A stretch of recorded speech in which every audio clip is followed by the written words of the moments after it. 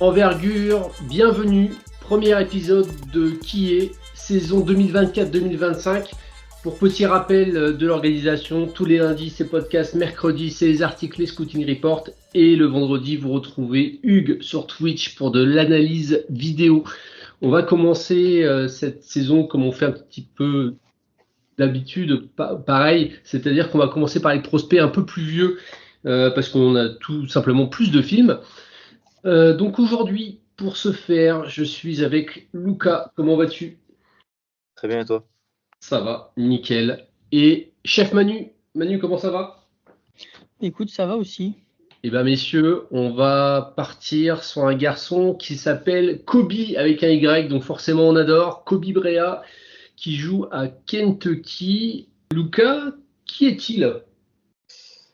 C'est un 2002 qui vient de Dayton, a fait ses saisons NCAA à Dayton, sa première saison à Kentucky. Il fait 1m98. Il a une wingspan plus 3, si je ne me trompe pas. Donc bien, mais rien d'exceptionnel. Et je te laisse continuer, Manu, pour le reste. Du coup, comme Luca dit, il est à Kentucky depuis 7 saisons. Donc, c'est à Kentucky, c'est une équipe qui a un nouveau coach, nouvelle structure, nouveau joueur. Le coach Malone a débarqué sans joueur dans le vestiaire. Du coup, il a fallu recruter assez rapidement. Et donc, Kobe Brea, qui arrive de 4 saisons à Dayton, là, il joue 8 matchs et c'est un joueur qui commence sur le banc. Il y a des rotations assez précises. Il entre à partir de 5 minutes, il joue 5 minutes, banc, 5 minutes, il rentre. C'est assez carré comme rotation là-bas. C'est un joueur qui joue principalement off-ball. C'est pour mettre en place ses qualités dont on va entrer en détail un petit peu après. Il a un peu de on-ball, mais c'est très très rare. C'est majoritairement sur du off-ball qui joue un peu de coupe.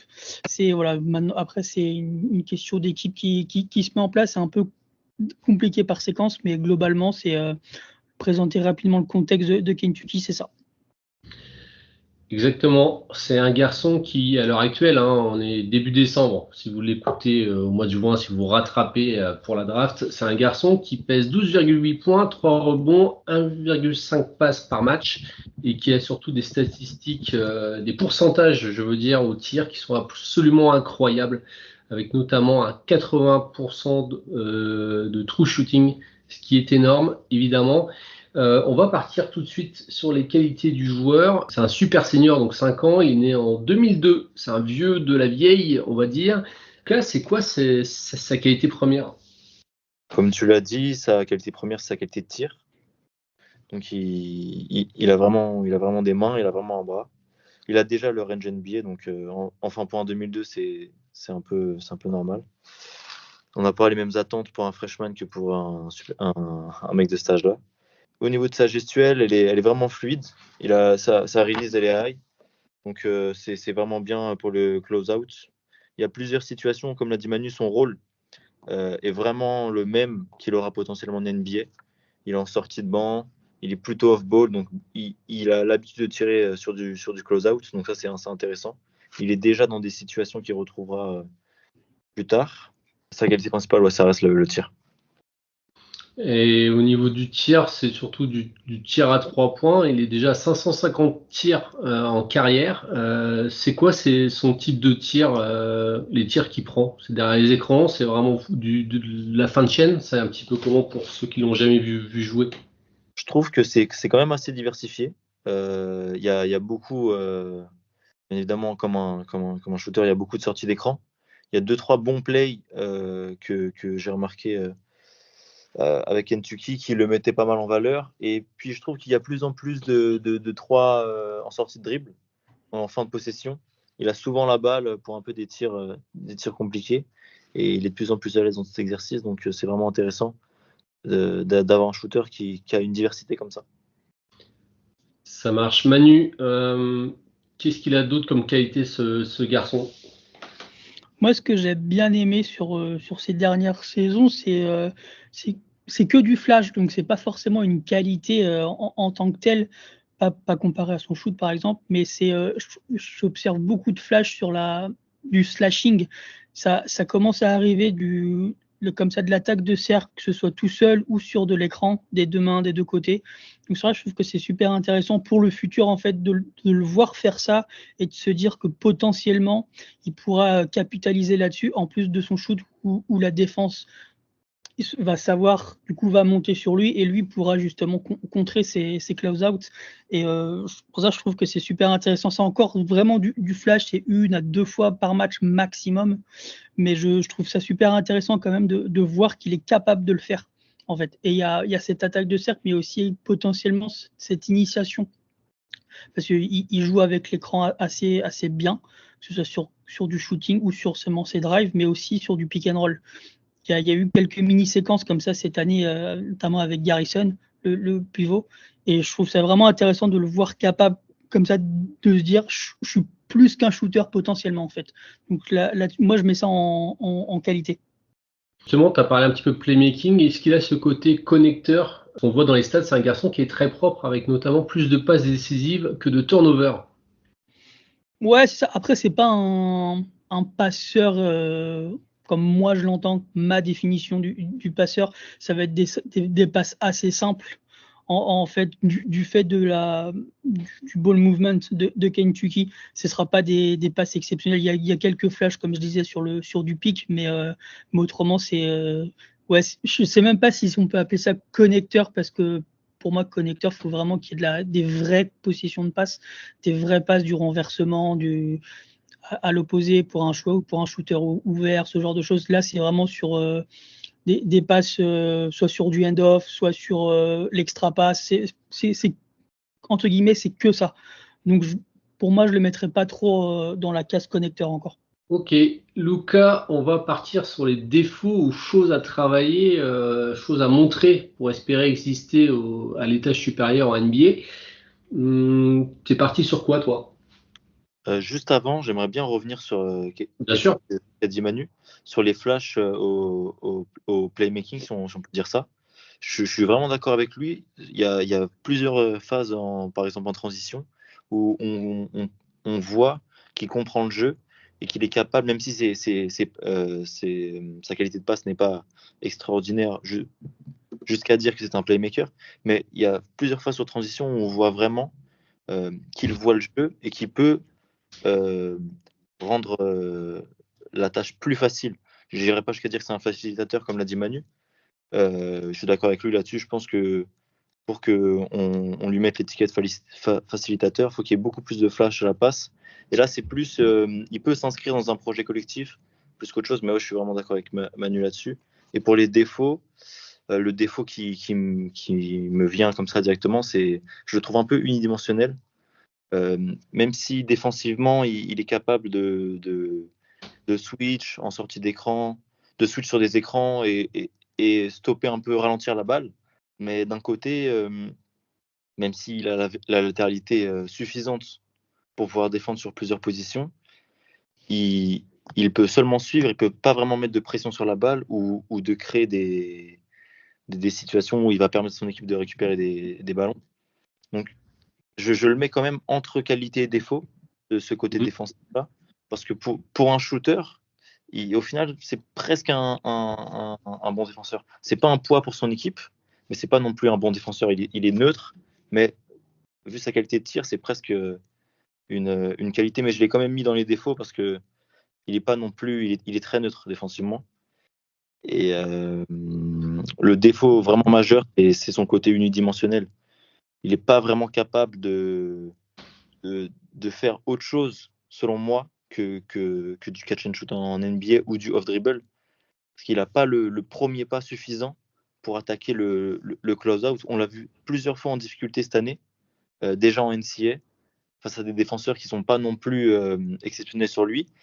Plusieurs fois, il a du mal à passer ce premier pas avec le défenseur. Donc j'ai de gros doutes là-dessus, sur son attaque de close-out. Et je le vois plus dans un rôle qui est exclusivement du shoot, du spot-up. Donc voilà, franchement les défauts, c'est ça qui me vient en premier, ou plus de diversité offensivement que les flashs qu'évoquait Manu soient beaucoup plus consistants, qu'on puisse évaluer si réellement ou pas il pourra les transposer à un meilleur niveau.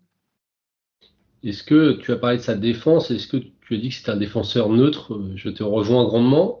Est-ce que c'est pas aussi dû à un physique assez frêle? Parce que mine de rien, il fait que 80 kilos pour 1m98. Est-ce que on peut pas se dire qu'avec un renforcement pour y voir un petit peu d'espoir, avec un petit peu un bon renforcement musculaire, la NBA sait très très bien faire ça, ça pourrait pas devenir un défenseur plus que correct?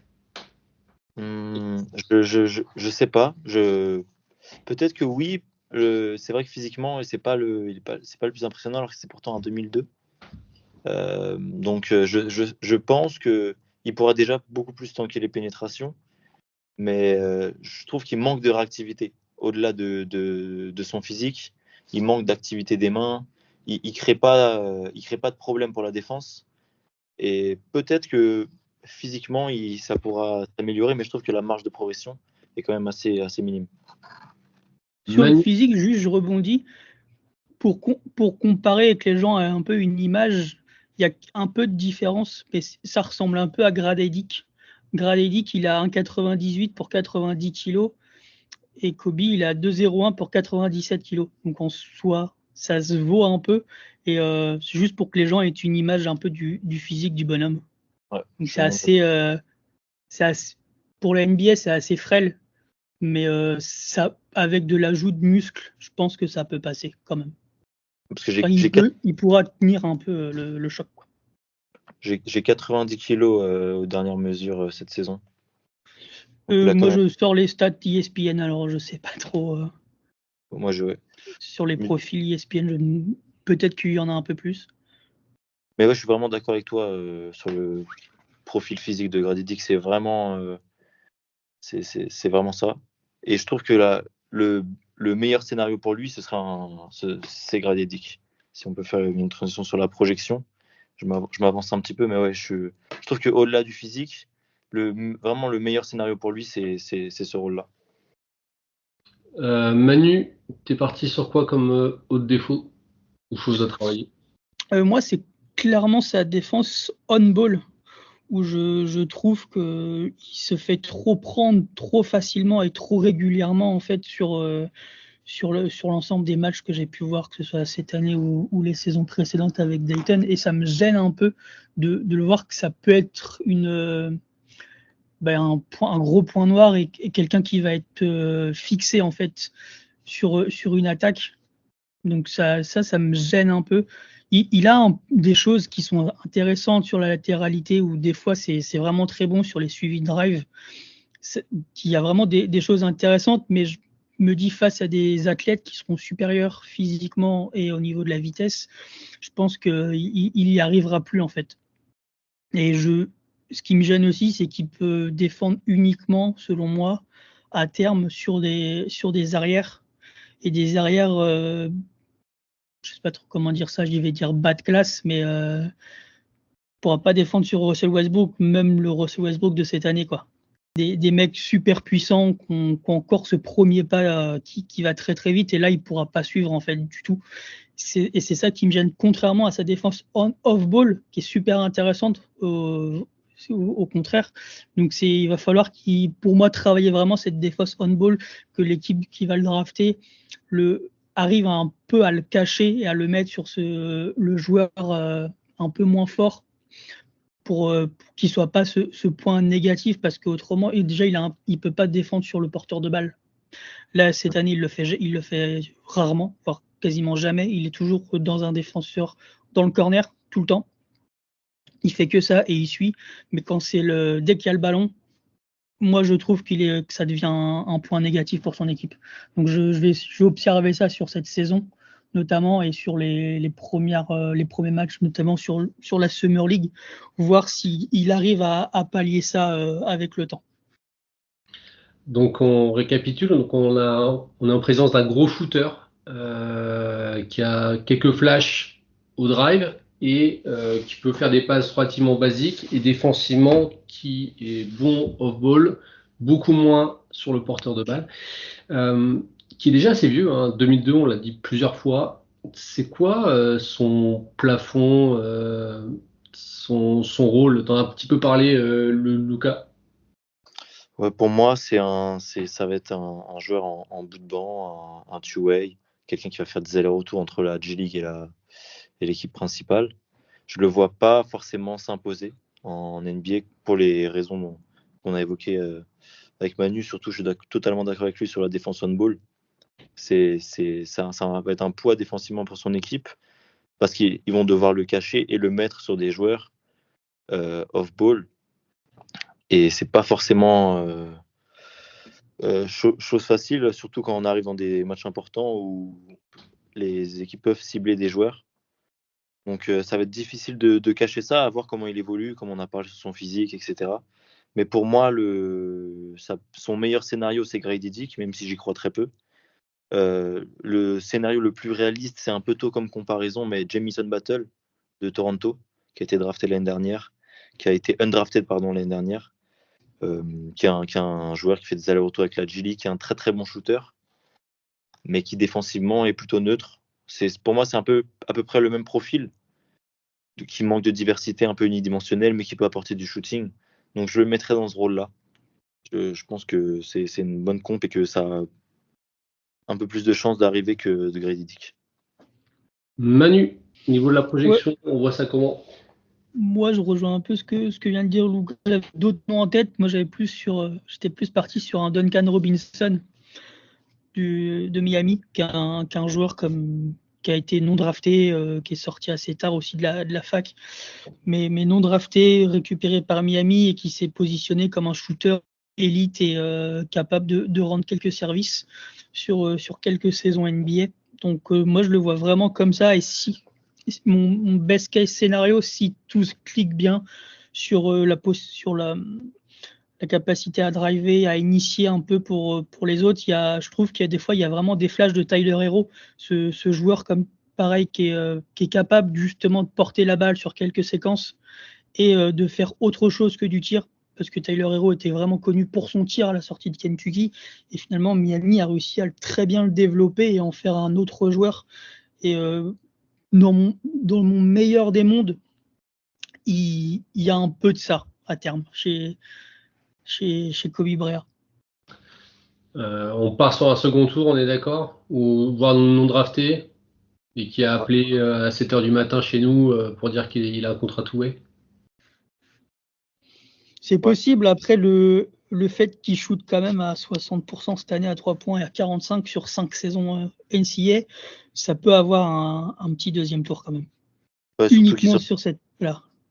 Surtout qu'il sort de Kentucky, donc je pense que plus un second tour qu'un drafted, mais ça dépendra des choix des autres joueurs de la QV.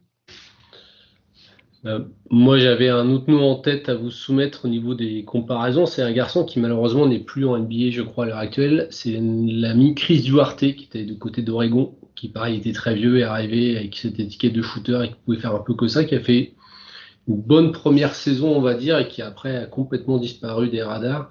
Je trouve qu'il y a pas mal de points communs, même dans la morphologie, dans le physique, c'est à peu près le même morphotype, je trouve, et c'est des joueurs qui me fait penser un petit peu à ça.